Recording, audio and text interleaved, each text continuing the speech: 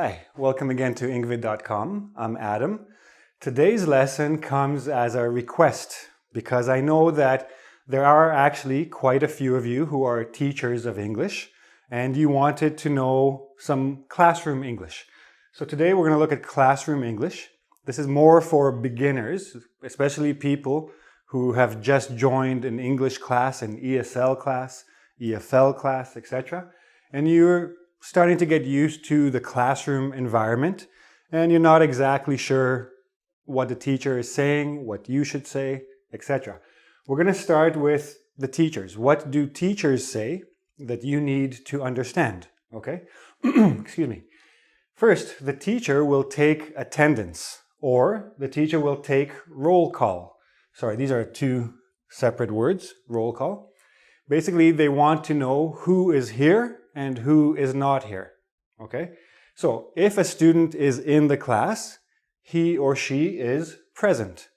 So, if the teacher says Bill, present. Mary, present. Bueller, Bueller is absent. He or she is not in the class. So, absent, not here. Present, here.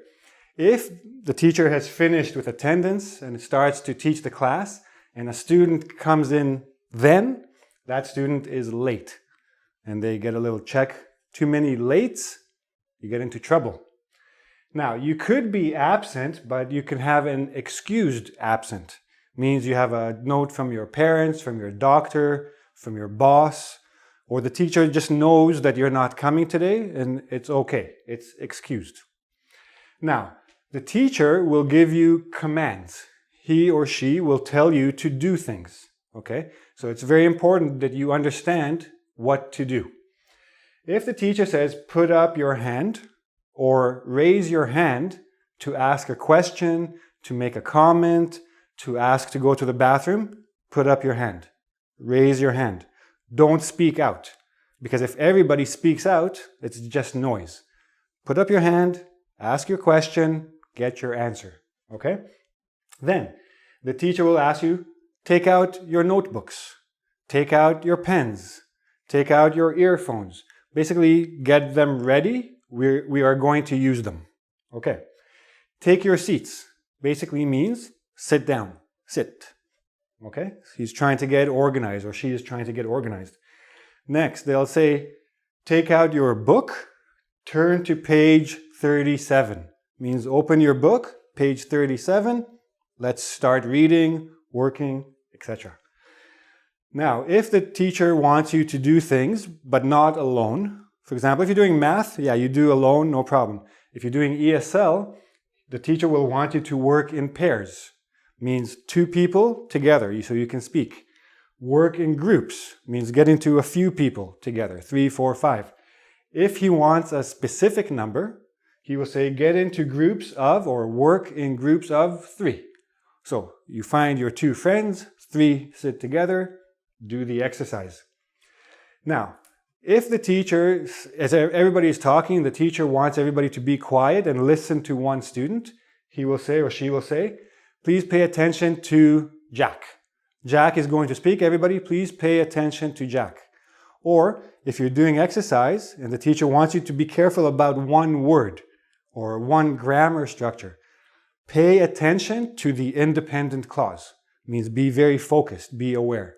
Okay? So these are the basic things you need to know that your teacher will say. Now, you're the student, you have questions or you don't understand something. What are you going to say or what are you going to ask? Let's see. Okay, so now you're the student and, sometimes you don't understand everything the teacher says.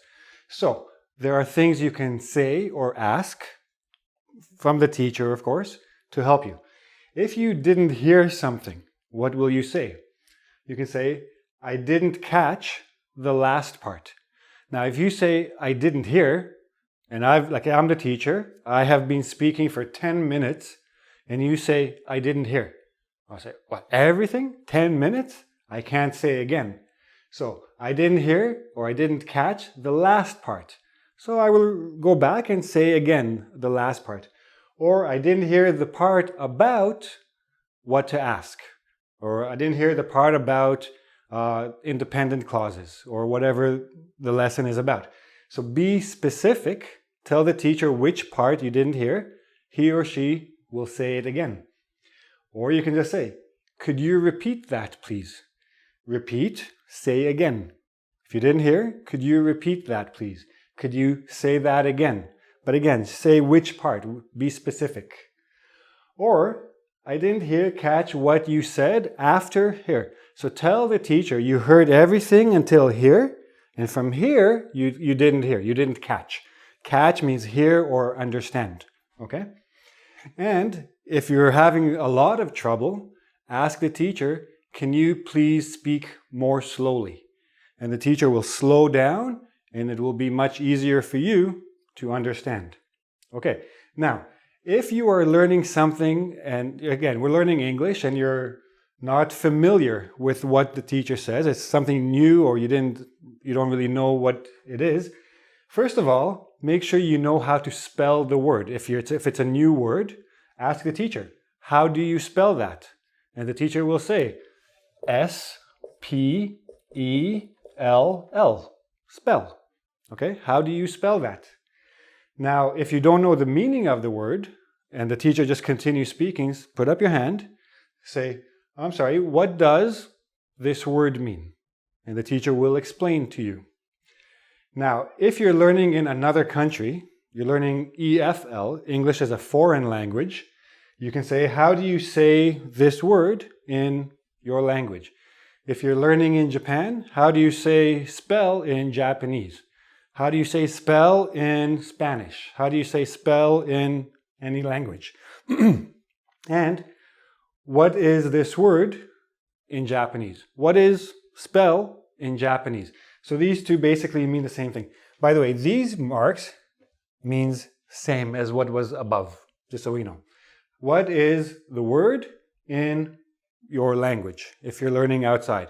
If you're learning in Canada, for example, and you say, how do you say this word in Spanish? I don't know. I don't actually speak Spanish. I wish I spoke Spanish. I will learn one day, but for now, I don't. So you have to be careful, okay? And finally, if you need a bit more information, you want the teacher to explain a little bit more, maybe you understand or you heard, but you're not really sure. So you can always ask for more specifics. Can you use this word in a sentence? So for example, you heard the word, you understand the word, but you're not sure how it would fit in a sentence, how to use it.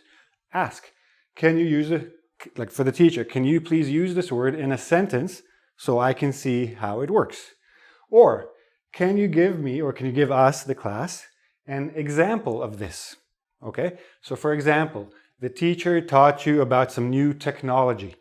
You understand, but you want to see in real life what this means. So you want examples of things that use this technology. So you ask.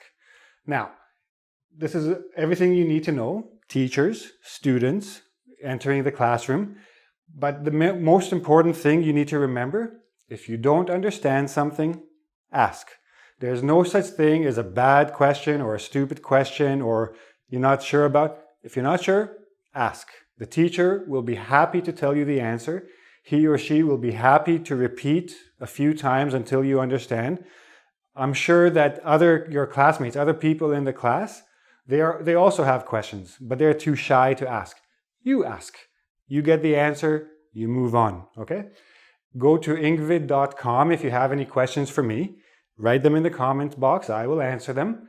Do the quiz, make sure you understand everything, and come back again to ingvid.com.